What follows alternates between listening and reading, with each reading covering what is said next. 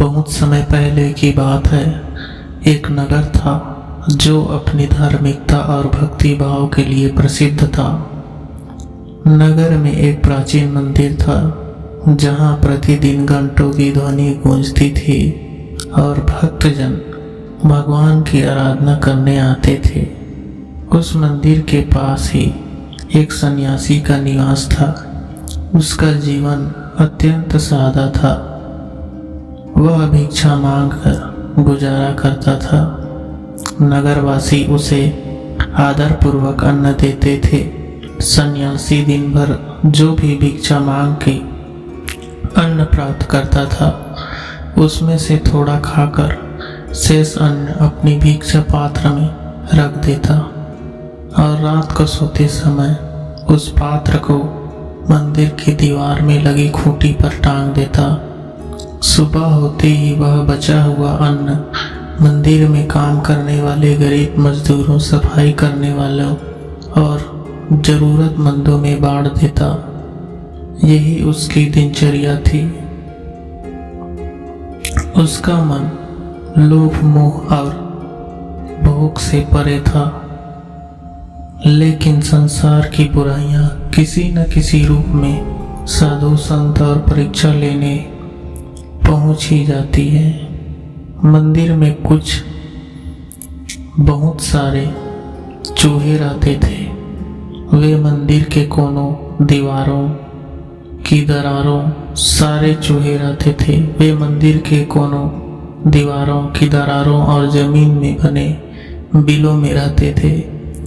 दिन में इधर उधर भागते और रात को भोजन की तलाश में निकलते। एक दिन मंदिर के चूहों ने अपने राजा के पास जाकर शिकायत की, हे स्वामी, हम सब दिन भर मेहनत करते हुए यहाँ वहाँ भोजन ढूंढते फिरते हैं, लेकिन बहुत बार भूखे रहना पड़ता है, जबकि इस मंदिर में रहने वाला बड़ा सन्यासी हर रात अपने भिक्षा पात्र में ढेर सारा स्वादिष्ट भोजन रखता है और उसे खूंटी पर टांग देता है। हमने अपनी आंखों से देखा है कि वह पूरी रात भोजन सुरक्षित रहता है, किंतु हम तक वह पहुंच नहीं पाता क्योंकि खूंटी बहुत ऊंचाई पर है। परंतु आप बलशाली हैं, आपकी छलांग बहुत ऊंची है। यदि आप चाहें तो आसानी से उस पात्र तक पहुंच सकते हैं और उसमें रखा भोजन नीचे गिरा सकते हैं। यदि आप ऐसा करेंगे तो हम सबको भी तृप्ति मिलेगी और आपको भी स्वादिष्ट भोजन का आनंद मिलेगा। चूहों की बातें सुनकर राजा चूहे के मन में लोभ जाग उठा। उसने सोचा, अरे वाह, यह तो बड़ा ही अच्छा उपाय है। जब इतना अच्छा भोजन यही उपलब्ध है तो क्यों व्यर्थ में नगर भर में भटकना। आज रात मैं ही देखता हूँ उस भिक्षा पात्र का स्वाद। रात हुई, मंदिर में शांति छा गई। दीपक टिमटिमा रहे थे। सन्यासी ने भगवान का ध्यान किया और हमेशा की तरह भोजन को पात्र में रखकर खूंटी पर टांग दिया और सो गया। तभी आधी रात को चूहों का राजा अपने पूरे झुंड के साथ वहां आया। एक ही उछाल में वह खूंटी पर चढ़ गया और पात्र में रखा सारा भोजन नीचे गिरा दिया। नीचे खड़े चूहों ने आनंद से पेट भरकर भोजन किया और राजा चूहे ने भी जमकर खाया। यह दृश्य मानो उनके लिए उत्सव जैसा था। धीरे धीरे यह उनकी आदत बन गई। हर रात वे आते और उसी तरह भोजन हड़प जाते। सन्यासी चाहे जितना सतर्क रहता, अंत में नींद उसे घेर लेती और चूहे भोजन पर हाथ साफ कर जाते। सन्यासी कई बार जाकर उन्हें भगाने की कोशिश करता, लेकिन उनकी संख्या इतनी अधिक और उनका राजा इतना तेज था कि वह असहाय हो जाता। दिन बीतते गए और सन्यासी परेशान होता गया। एक दिन वह दुखी होकर सोचने लगा, हे प्रभु, मैं तो यह बचा हुआ भोजन गरीबों को बांट देता हूँ, लेकिन ये दुष्ट चूहे मेरी नियत और मेरा परिश्रम दोनों को नष्ट कर रहे हैं। मैं क्या करूँ? कैसे इन्हें रोकूं? बहुत सोचने के बाद उसने एक उपाय निकाला। वह एक पुराना फटा हुआ बांस ले आया और रात को सोते समय उस बांस से बार बार भिक्षा पात्र को ठोकता। आवाज और कंपन से चूहे डरकर भाग जाते और कई बार बिना खाए लौट जाते। यह उपाय कुछ दिन तक सफल रहा, लेकिन चूहों का राजा भी बहुत चतुर था।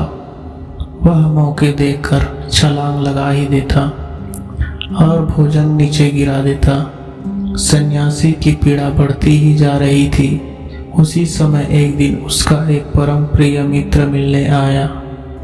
दोनों ने मिलकर भोजन किया और फिर रात को लेट गए। मित्र धार्मिक कथाएं सुना रहा था, लेकिन सन्यासी का ध्यान उधर नहीं था। वह बार बार खूंटी की ओर देखता और बांस से ठक ठक करता। मित्र ने देखा कि सन्यासी उसी की बात ध्यान से नहीं सुन रहा, तो उसे क्रोध आ गया। उसने कहा, भाई तू अब पहले जैसा नहीं रहा। तू मेरे साथ प्रेम से बातचीत नहीं कर रहा। तुझे घमंड हो गया है। सन्यासी ने हाथ जोड़कर कहा, ऐसा मत कहो भाई, तुम मेरे परम प्रिय मित्र हो। मैं तो बस उन दुष्ट चूहों को भगाने में लगा हुआ हूँ। वे बार बार उछलकर मेरे पात्र तक पहुँचते हैं और भोजन चुरा ले जाते हैं। यह सुनकर मित्र मुस्कुराया और बोला, तो यह बात है। देखो भाई, यह कोई साधारण चूहा नहीं है। यह अवश्य ही धन संपन्न है। लोभ और अभिमान उसी के भीतर आते हैं जिसके पास धन या कोई संचय हो। यही कारण है कि यही इतनी ऊंची छलांग लगा पाता है। मुझे लगता है कि इसके बिल में अवश्य ही बहुत सारा खजाना छिपा होगा। तुम्हें उसके बिल का स्थान मालूम है क्या? सन्यासी ने कहा, हाँ, मैंने उसका बिल देखा है और मेरे पास एक पुरानी कुदाल भी है। दोनों मित्र रात के उसी समय कुदाल लेकर चूहे के बिल के पास पहुंचे और खोदना शुरू किया। धीरे धीरे मिट्टी हटने लगी और कुछ ही देर में उन्होंने आश्चर्यजनक दृश्य देखने को मिला। बिल के भीतर बहुत सारा खजाना, धन, स्वर्ण मुद्राएं, रत्न और बहुमूल्य वस्तुएं भरी हुई थी। मित्र ने हंसते हुए कहा, देखा, यही कारण था उसकी शक्ति और साहस का। इस धन की गर्मी से ही वह इतना निर्भीक और दुस्साहसी हो गया था। अब यदि यह धन निकल जाए तो उसका अभिमान और बल दोनों नष्ट हो जाएंगे।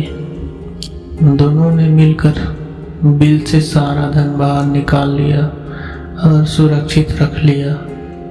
अब चूहा राजा अपने बिल में लौटा और उसने अपना खजाना गायब पाया तो उसका मनोबल टूट गया।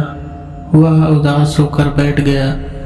अब न तो उसकी छलांग में वही ताकत रही और न ही उसके साथी चूहों का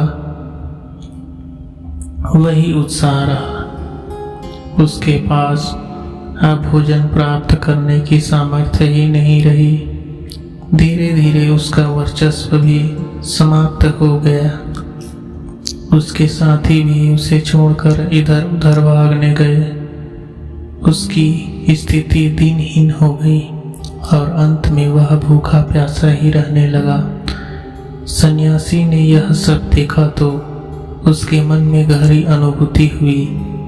उसने सोचा, वास्तव में लोभ ही विनाश का कारण है। धन और संग्रह का अहंकार जीव को अंधा बना देता है।